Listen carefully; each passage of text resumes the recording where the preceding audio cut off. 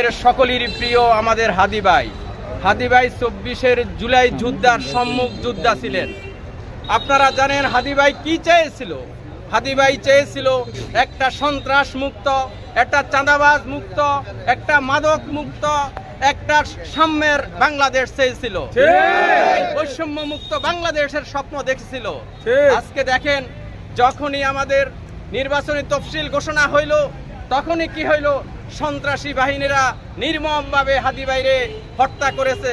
আমরা এই হত্যার তীব্র প্রতিবাদ জানাই, তীব্র নিন্দা জানাই। আমরা সরকারের হাদি ভাই মেরে ফেললে এদেশে সবকিছু শান্ত হয়ে যাবে না।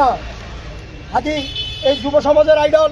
আগামী দিন আপনারা প্রমাণ করবেন যে এক হাদি মৃত্যুবরণ করলে কি হবে। আমরা শত হাদি ভাই এই বাংলার জমিনে বেঁচে আছি।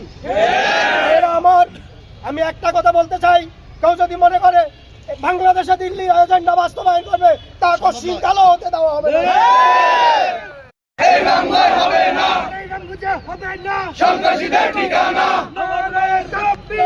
নেতারা বিধু তাও ভুল করবেন। আমরা মারামারি করব না, কিন্তু মারামারি করতে আসলে কাউকে ছেড়ে দেব না।